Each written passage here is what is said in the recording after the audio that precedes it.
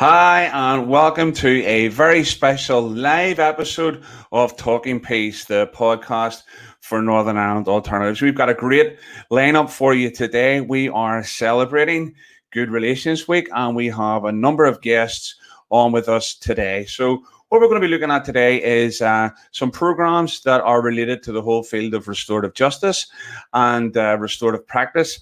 And we're going to look at how those particular projects use restorative justice practices to enhance good relations. So we're going to be joined by staff from our partner organisation, Community Restorative Justice Ireland. They're going to share some information about two of their projects. Also joined by fellow alternative staff member Denise Hughes, and we're going to be talking about one of our projects there. So thank you very much for, if you're on the broadcast, listen with us. Welcome, and let's get things started. I'm just going to bring everybody in, and we're going to get a quick round of introductions and find out who everybody is, what they're involved in, and we'll go from there. So here we go, folks. Alrighty, everyone. Good to have you on board. Hi, Glenn. Hi, Glenn. All right. So all I'm going to do is get you to introduce yourself, and maybe it's just going to be a bit of an oxymoron here, Omri. If we start from you, and then we'll make our way around and make sure everybody's spoken up a bit. Okay.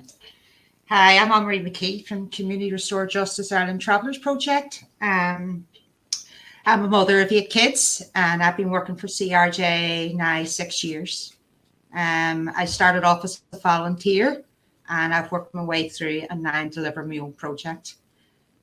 The aim of my project is to achieve changes with the lives of the travel community and build up relationships between the settled community and the travel community, and work alongside all the statutory agencies, the Housing Executive, PSNI, social services, and community and family sector. That's great. Thanks very much. Denise, maybe we'll go to you next. Thank you, Glenn. It's a real pleasure to be here. I've a few connection issues, I think. So, yeah, we'll see how it plays out. But as Glenn said, I work with Glenn here at Northern Ireland Alternatives. I'm a new addition to the team. I just started in February, and I manage the Links programme, which is an engagement programme bringing together people who are, for want of a better word, Indigenous to Northern Ireland, with people who would be newcomers. So people who've previously lived or started their lives in other countries and other places, who've come here, and kind of trying to get a broader understanding of why people come here and what it takes to build relationships with people that are very different and have a very different worldview than some here from the different sides of the community in Northern Ireland would have. I have a background in mediation and community relations work that I've been doing for over 20 years now, which is scary, but there you are. And I'm really glad to be able to bring some of what I know to this project, because I think it's a really, really important programme going forward, bringing not just the two historical communities together, but also some of those new communities. That's great. Thank you very much for that. And last but by no means least, Leontia. Hi, Glenn. Glenn, thanks for giving me the opportunity to talk this afternoon as part of Good Relations Week. As you said, my name's Leontia McKenna, and I work for Community Restorative Justice Ireland. I'm the project lead for CRJI on the new and exciting STARS programme, which means Striving Towards a Restorative Society. And this project is funded under the Executive Office and Corporation Ireland. I've been in post from March, but I've worked for the organisation for many years. On a human level, I'm a mum of 3. I live and work in West Belfast. I'm very proud to do so.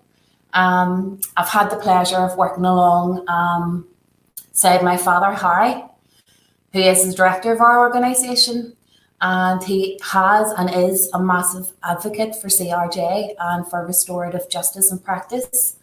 And he has worked in the field for 20 plus years. So I suppose for the last 20 odd years, I've been hearing about restorative practice and restorative justice.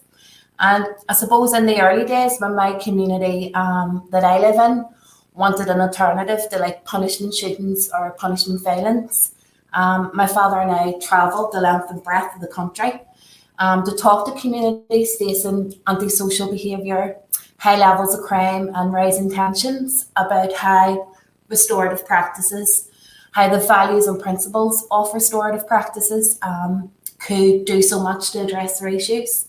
I suppose the values and principles like collaborative and cooperative work, the fairness and honesty aspect of restorative practices, and of course that it's a process that's safe and inclusive. I've completed a lot of training over the years. I completed our OCN level 2 in the late 90s, probably one of the first group of people to do so in the Nationalist Republican side of the community. I've done the Skills for Justice accredited training, working with victims, witnesses and survivors. And last year I just completed a level 4 training course in early intervention work. I'm working in a restorative way when working with families. And I just want to say I'm loving the STARS project and loving being fully immersed again within restorative practice field. That's great. Thanks for that there. Brilliant stuff. So obviously the real theme of today is in regards to celebrating good relations. And I'm just going to throw a really easy question out to you now in terms of just getting a wee bit of a discussion around the importance of good relations projects. Why are they important? Why do we need them? And whoever wants to go first there, by all means, go for it.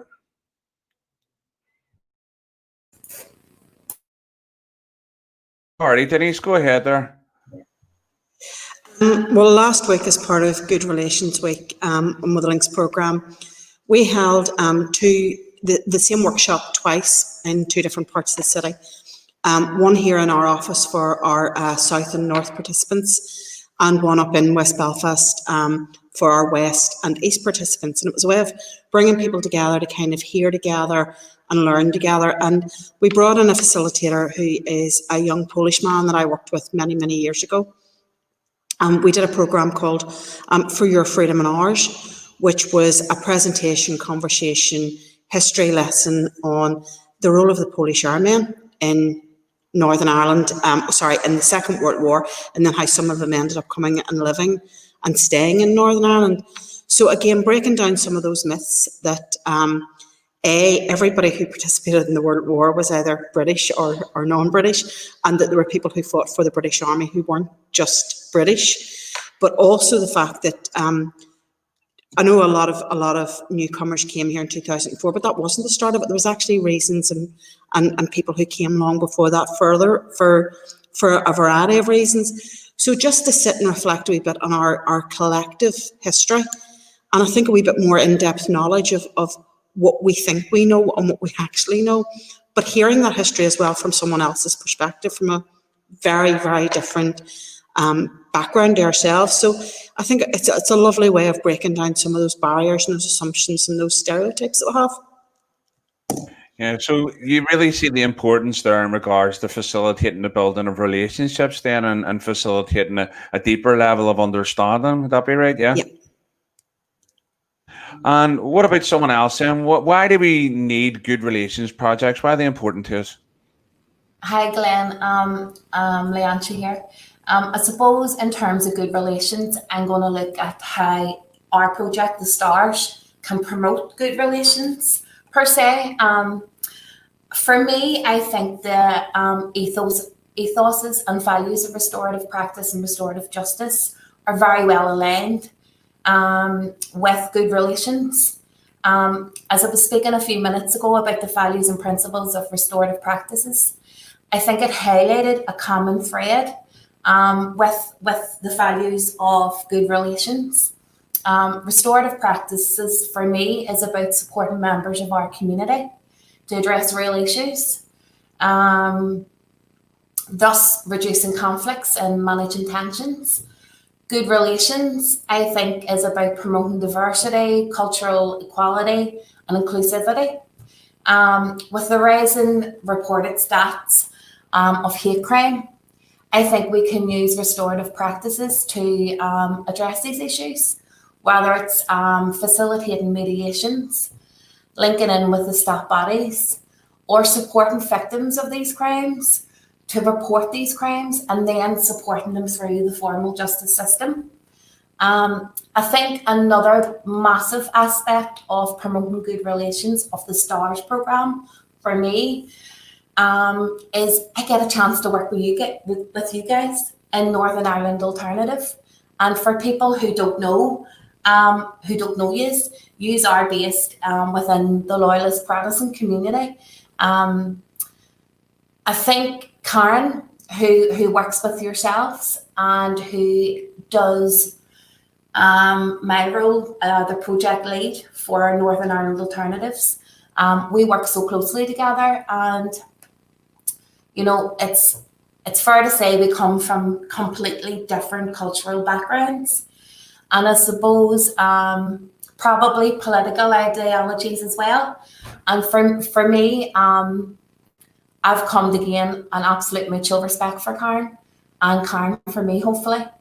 So I think that's how the STARS can fit into Good Relations Week and promoting good relations, Glenn. That's great, Leontia. Thank you. Marie, what about you then? Why do you think good relations projects are important then? I think the Good Relations Key, the travel support project, in relation to restorative justice, it just sort of, as Leontia says, it all comes together. Because my project was based on different communities, cultural communities, sort of one with the Irish traveller, one with the Celtic community, two different ways of living, and sometimes, the media maybe have portrayed the travellers of all this violence and stuff like that there, and through the good relationships, through all the different bodies, the PSNI, Housing Executive, and within the travel community also, what we have is created an awareness of the Irish travellers' culture. We have identified all the different inequalities, the likes of housing, employment, education, which is key, and health and well-being. So good relations actually ties into health and well-being of the Irish travellers, but also sort of the key is see the mediation, the direct mediation and the indirect mediations, they're key to good relations and working with families. I've worked with maybe this year alone 140 families within the Belfast wide. I'm actually funded by the Belfast Trust, and I think maybe the Belfast Trust were maybe wondering how Community Restorative Justice can deliver this program and a restorative approach.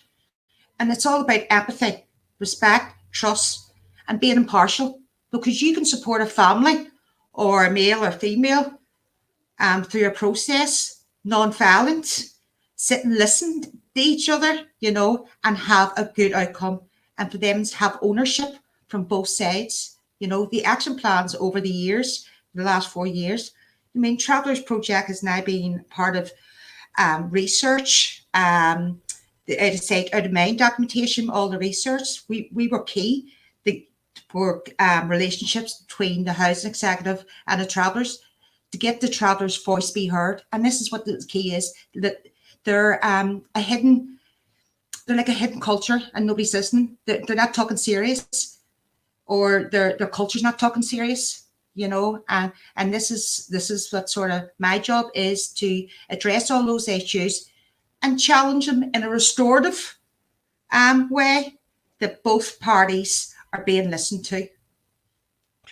No, that sounds great. For me, what I'm really hearing there, and from everybody's conversations, is there is a very close link to what I know I would consider to be sort of the three core elements of restorative justice practices, and that's the whole idea of, first and foremost, it's about building relationships and enabling relationships to take place, and then it's about maintaining a sense of community and feeling a part of community, and also that then, while doing those two things, it gives us the opportunity to repair any hurt and harm that maybe has existed or has happened as a result of our interactions with each other. And I think, for long periods of time, we've been dealing with it the opposite way around. There's been stuff happening that's harmed our communities.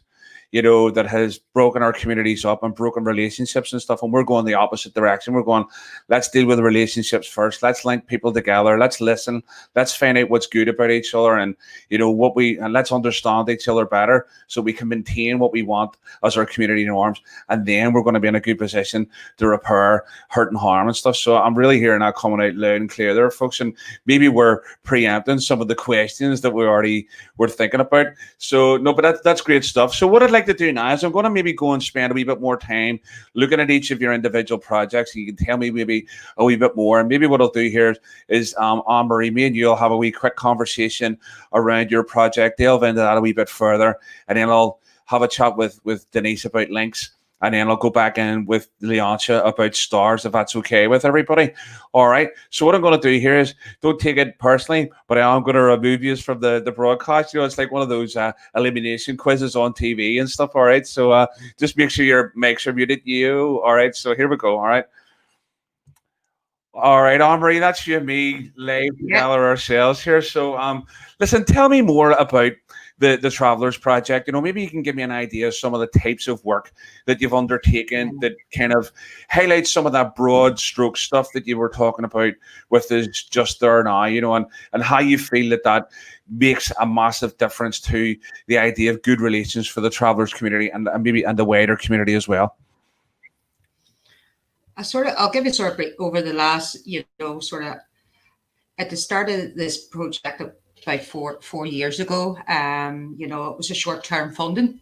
They weren't even sure if taking the Restorative CRJI was the appropriate agency to take this on board about the gaps between the settled community and the traveller community, and the understanding and how we're going to address all the different inequalities, and also deal with the violence that the media portrays, and how you would sort of, challenge both people in relation to come together, try to resolve any harm with each other, So the more sort of we got into the Travelers Project, when you were sitting in a room with clients, there was maybe you found that there was underlying issues that maybe was causing the harm to others, especially if you came to sort of direct mediations, both parties were listening to each other, It was like there was one case came in, but it was two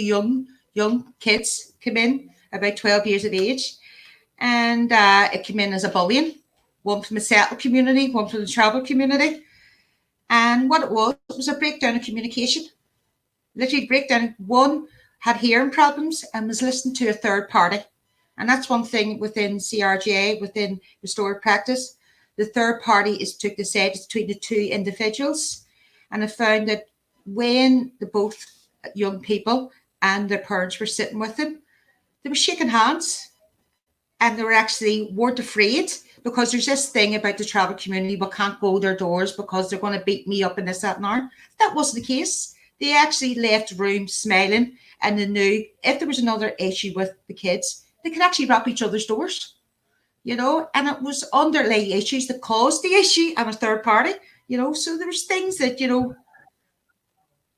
yeah, so I think you were using a wee bit of a conferencing technique there, bringing, all the parties together, and let's try and talk this out, and let's get underneath the issue, find out what's really happening here, and then, from there, facilitating that there's been a misunderstanding here, there's been some confusion around this, and let's kind of deal with that, and that then facilitated some level of relationship building there, yeah.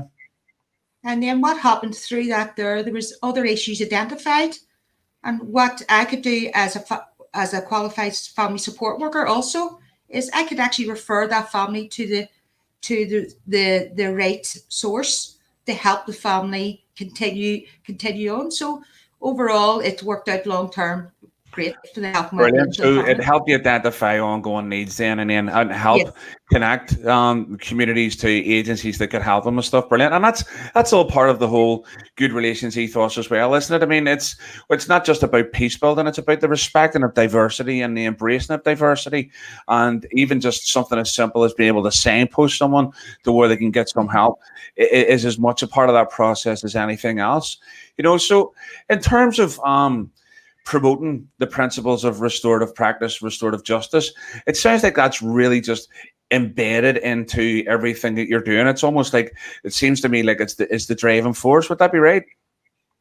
It's actually, now you wake up in the morning and you think restoratively, and I never thought I would see the day, actually, I would be saying I actually think restoratively. I'm holding back and stuff like that there. I'm using my skills and giving it to the community and also other agencies I'm working with, maybe sit in a room, and challenging other agencies, that's not appropriate.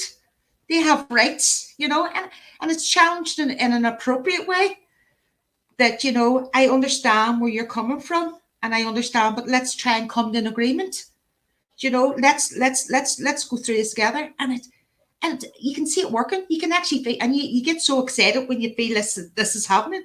This could be you think of all maybe the issues that I have dealt with this year, the historic conflict dispute within the travel community. You're dealing with that. So you're dealing with them between maybe family disputes within each other. You're there, threats, hate crime, misuse of drugs, alcohol, poor mental health, domestic violence, social inclusion, family support, bereavement support, and every one of those key areas within the travelers community, you bring restorative practice in the most uniqueness way, and because it's community led, we have built up that trust with both maybe statutory agencies and the travel community and the settlement community. Brilliant. So it sounds like a full all-rounded approach there, and it seems to be definitely working for you. So happy days. What we'll do is I'll maybe come back and focus on a wee bit more of that later on. But what I'm going to do now is I'm just going to pop you on hold for a bit, and I'm going to bring Denise in, and we'll move on and have a wee chat from there. So listen, thanks very much, Omri. I really appreciate it. That was good stuff. Okay, thank you. All right, so we're now going to have a wee chat with Denise Hughes from Alternatives here. All right, so Denise, good to have a chat with you here. If you want to unmute your mic for me, that'd be amazing. And then tell me a wee bit more about Links and also what kind of work is Links undertaking and how you feel that's contributing to good relations in the community. Thanks, Glenn. Well, I think it's interesting to look at where Links came from. Northern Ireland Alternatives like CRJI were being brought in to handle or to take part in restorative processes where there were either hate crimes or hate incidents being reported, where it was issues between local communities and newcomers. And really, I think there was an understanding that by the time you were bringing in some of the max workers, the mediation and community services, it was too late. The damage was done. And that maybe what we needed to do was something sort of before that, a step before it, which was around helping people to build that mutual understanding, mutual respect, sense of each other. And also, I suppose, for communities that had experienced the troubles and conflict, and because we are talking about some of those marginalised areas, some of those areas that seen the worst of the troubles here, and how they were coping with that difference and that change in dynamic within their own communities. So Links for me is an opportunity for the communities to write their own relationships within their communities, to sort of internally heal and also then to reach out to others and to kind of redefine what community means for them in a new era. And for that to be done safely and non-threateningly. One of the things that has become evident doing this programme is, regardless of what community people come from, a lot of them have ideas and misunderstandings about not only other cultures but their own. So a lot of what we're doing is saying, okay, if we're going to appreciate someone else's culture, can we first appreciate and understand our own better, and in that be advocates for our own culture and talk to other people about that with pride and with a sense of dignity, rather than it always being about, oh, what happened to us, or, how we are being wronged. So I suppose for me, it's about helping those communities, first of all, have internal conversations and build their own understandings of what their needs are and what their issues are, and then helping them to be able to articulate that to others, and then work forwards towards, well, what does an inclusive community here now look like? And who are we, rather than who are they? So that for me is Links in a nutshell. Great, and I really like that whole idea of the getting to know yourself. Let's not focus on the hurt and the harm straight away here, because there's something else underneath Yeah. that that's come from. There's somewhere there's something that's motivated that. And if we don't get to that, then our level of understanding, we're going to get stuck in this, unmanaged cycle of conflict thing where Absolutely. we're holding on to our hurts and our harms and all this kind of stuff.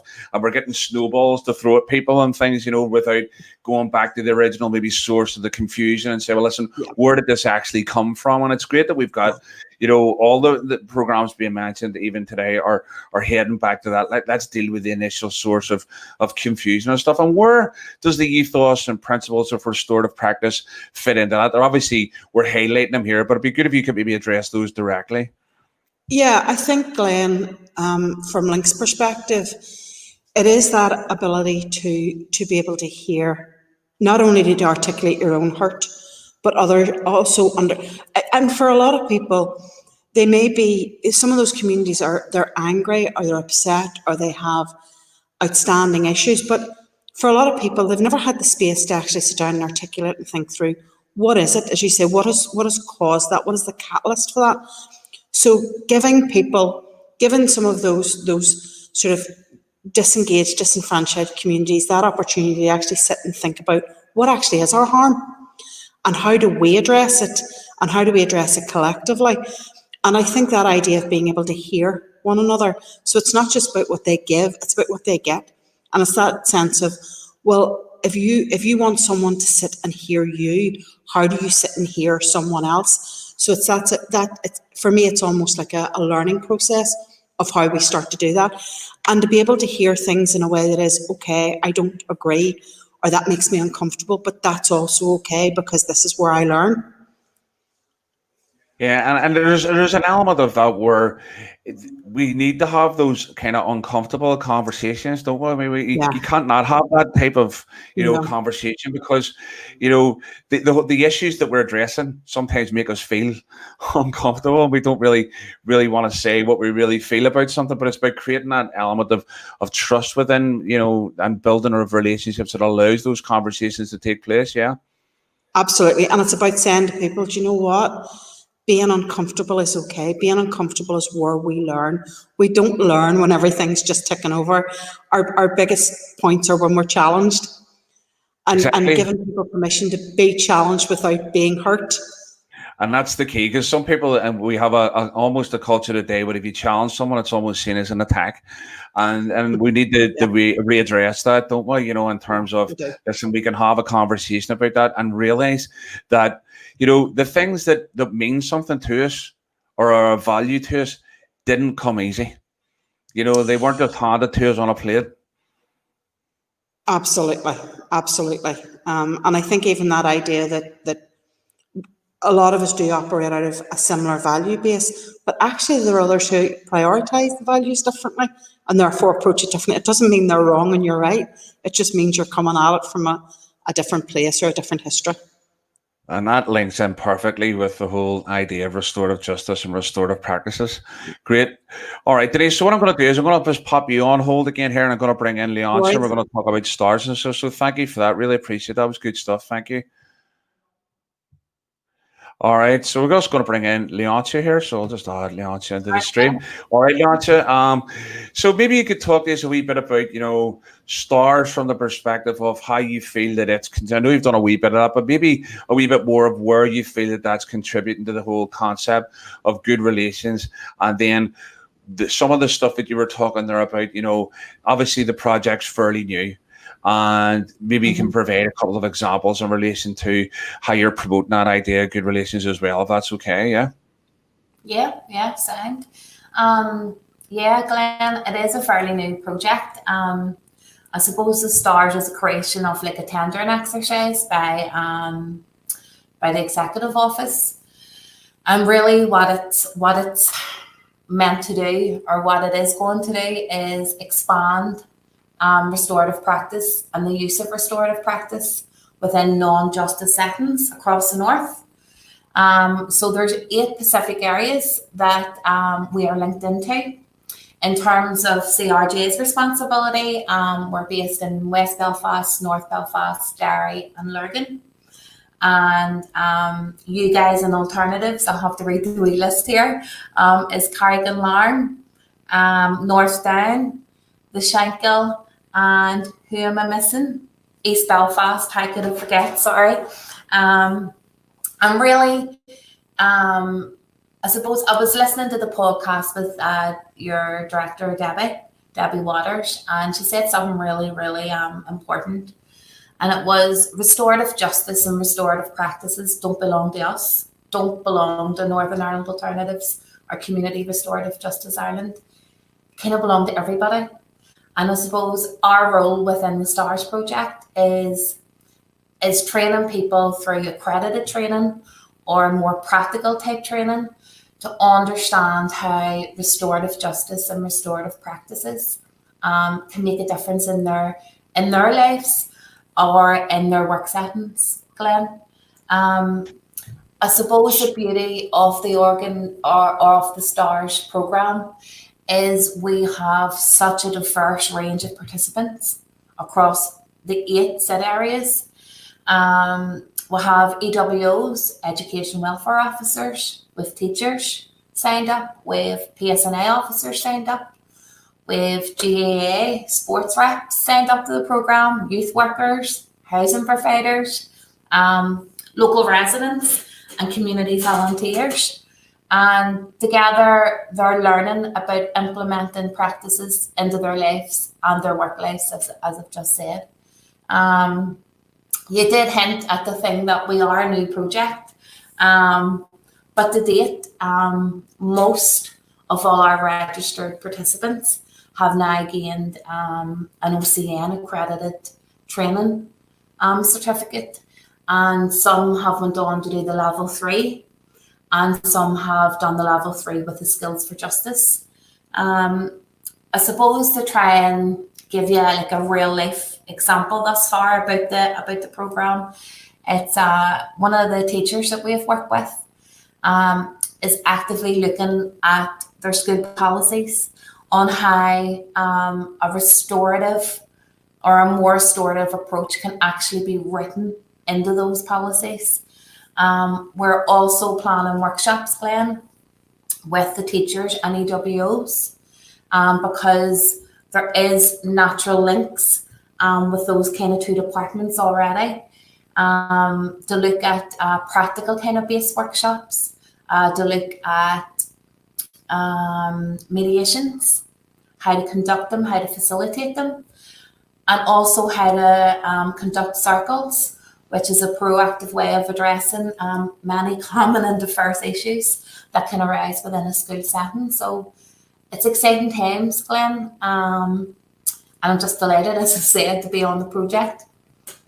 No, it definitely sounds like, you're starting to branch out. I know you did some stuff in schools and things before, but it's providing the opportunity to widen that base and to widen the amount of people who are exposed to the whole area of, restorative justice and restorative practices. Glenn, yeah. And I think one of the areas that's been quite exciting on the alternative side has been, with a housing organisation that we've been working with, and they are looking to become a restorative organisation. They're looking to change everything that they do to be built around the whole concept and principles of restorative practice. And that's a major move for someone, to be thinking about that, and even for schools to be thinking about, here, maybe our policies need change. Maybe we need to change the way we're doing stuff. There's a better way through managing relationships and dealing with the whole idea of punishment and discipline in our schools and stuff. And it's exciting to be at the formulation of widening that out, because it's almost while we know about it and people who are connected knows about it, it's nice to be able to be spreading the net, isn't it? Absolutely, Glenn. You're so eloquent in summing up what I've just said. Yes, you've talked about the housing association. I think that's amazing for a whole group of people to kind of embrace restorative practice and restorative justice. Just not pay lip service to it. To have it. That's how they're going to work within their office, within clients, within the community where residents live, I think is powerful. And I think it's a credit to the alternatives and CRJI for the work they've done thus far on the project. I think it's a credit to the whole idea of the belief that both organisations have in the value of restorative practices. I mean, in order to be, because people just don't buy stuff, for the sake of it. I always talk about people buy people, and whenever you develop good relations, people can see whenever there's value in it, and whenever someone believes in something to the point of, listen, you know what? The way they're talking to us about this is something we've got to look into. And I think that's a credit to both organisations. And it's not that we're good salesmen or good saleswomen. It's just you've got a group of people who believe inherently in these principles and try their best to live them out and stuff, and put it into practice. Glenn, see too, I think our proven track record and all the programs and areas that we've worked in has stood by us. People have confidence in us. Yeah. We're kind of like the leading organisations within the field. But again, I'll reiterate what Gabby says, we don't own it. Exactly. It's for everybody, because at the end of the day, like I was saying at the very beginning, relationships, we're humans. And we're all in relationship with each other. We all have things that have either been great in those relationships, things that need to get sorted out in those relationships. No matter where you go, that's the thing that ties us all together. And that's the foundational element of all this. And, if we can do something that can help people have better relationships with each other, deal with all their senses of conflict and things in a more healthy, robust way, then you can't help but make society just a little bit better, and it's not a magic wand that we have and make everything go away, because it's hard work. It's hard work putting relationships back together. Maybe that's a good place for us to bring everybody back in here, and we can think about the last sort of question around the importance of why restorative justice practices are embedded into everyday community life. So let me bring everybody back in here, and all right, folks. So we're just going to focus in on that last question, so why we think it's important that restorative justice practices are embedded in the everyday community life. We may have covered it ever so briefly in some of our answers so far, but if someone wants to kick off there, then by all, go for it. I said, don't make me choose somebody. Okay. Right, you go for that. All right, so I'm just going to mute myself over. Go ahead, Denise. Yeah, Glenn, I think it is that idea of what we were talking about. Basically what we're doing is skill building within the community. We're introducing them through these programs to a way of being and a way of thinking and a way of understanding, not just conflict, but ways around conflict and ways of not avoiding conflict, but actually working through it. That for me permeates through everything that they do. If we're doing it in schools with young people, they're learning how to do it in their one-to-one relationships with their families, with their significant other, whatever it is. I think we're also saying, we know there's harm, we know there's significant harm, and we know that with the right skills, with the right processes, we can work through some of that. We can't wave a magic wand and make everybody have all of their hurts eradicated, but we can take them through ways that will help and will make things a little bit better. So I think for me, there's something about people learning that at whatever stage or whatever group or whatever role they're in. Brilliant. Who's next? I'll go. Glenn, I suppose for me, the importance of restorative practice or justice. It's about empowerment of communities for me. Totally agree with what Denise just said there, but empowerment is a big element for me. And I suppose finding a better way to address issues or harm or wrongdoing within our own community that don't re-traumatize victims. And kind of, that saying, it takes a village to raise a child.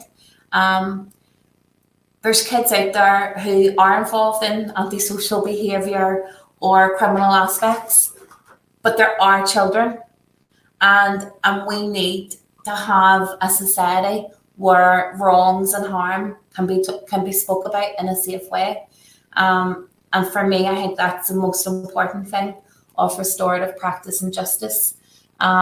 I think once you get into this field, it takes over your life. You kind of, it's just in your blood, Glenn, because you know how good it can be to try and resolve situations, whether it be in your own personal life or within your own community. That's great. I'm just distracted here. There's somebody called Andrea McLaughlin on YouTube commenting. So I'm just trying to respond. What you saying, Glenn?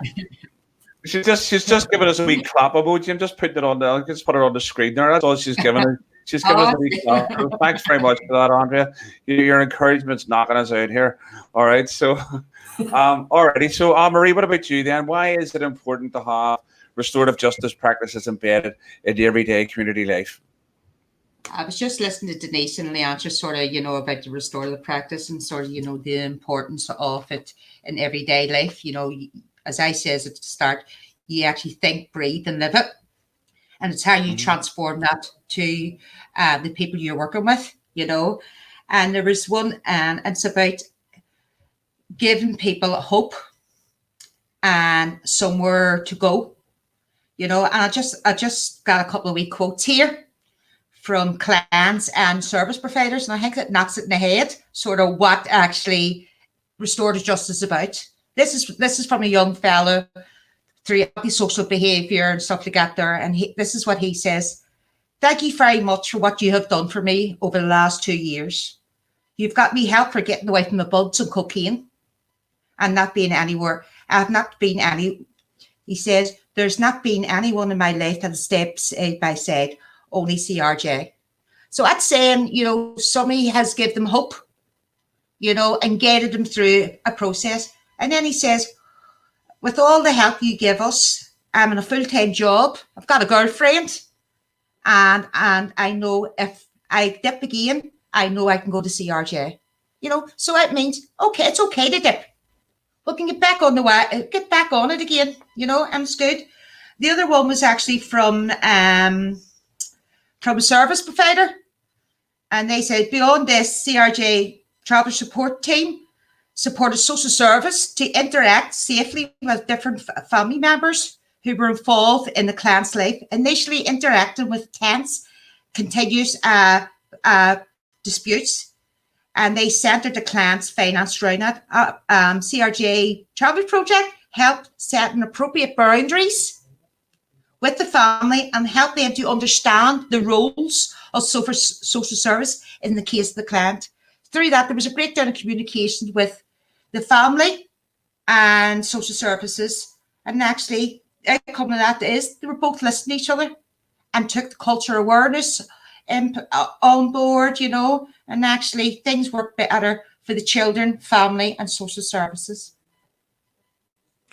That's great. I'm listening to what people have been saying there, and it reminds me of a quote that I kind of use, and we talk a bit about why the need for embedding restorative practices. And there's a need for us to have one. You talked about skills and enablement, to be able to use collaborative approaches to resolving conflict. And sometimes that's one of the reasons why it doesn't get used as often, or it's not seen as an option, is because we don't really necessarily have the skills to be able to engage in a collaborative way forward. But it also, there's a quote that I love, and I'm right at the heart of it, and why it's important, because when we deal with stuff from a punitive point of view, we want to discard people and we want to get rid of them. We want to put them outside of things and we want to punish people and do other things. But the restorative approach for me at the heart of it says this. It says, you know what? You're one of our own and we're not giving up on you. But this behavior is unacceptable because it harms us all, including you. And you know what? We're going to hold you accountable while you repair the harm and restore our community fabric. I absolutely love that quote, because for me, if ever there's a reason why we needed restorative practices, it's that putting belief back in to say, you know what, you're one of our own. We're not giving up on you. We don't want to give up on you. Everybody else may want to, but we're not going to give up on you. But you know what? There's some stuff we need to address. Let's work at this together. Let's collaborate and let's find a way through. And so for me, that kind of sums up the work that we're doing. And I think that really encapsulates the stories and things that you guys have been sharing there. So thank you for that. So, guys, that brings us pretty much close to the end of our thing. We're just ever so slightly over time, but that brings us to the end. So I just want to say, listen, thank you very much for taking the time out of your day to be on this live edition of Talking Piece. It's been really great to have you here, and I wish you well with all of the projects that you're involved in and the work that's coming ahead of you. You know, it's been interesting times and continues to be so. So thank you very much, folks, and I hope you all have a great afternoon. Glenn, thank you. Alrighty, folks. So Thank that's you, it, guys. Make sure you check us out on YouTube, on the Alternatives YouTube channel. We'll also make this available on Twitter and Facebook and everything. And also, we will take the audio and turn it into a Talking Piece podcast that you'll be able to get on soundcloud.com/Talking Piece. So until the next time we give this a whirl, look after yourselves and take it easy.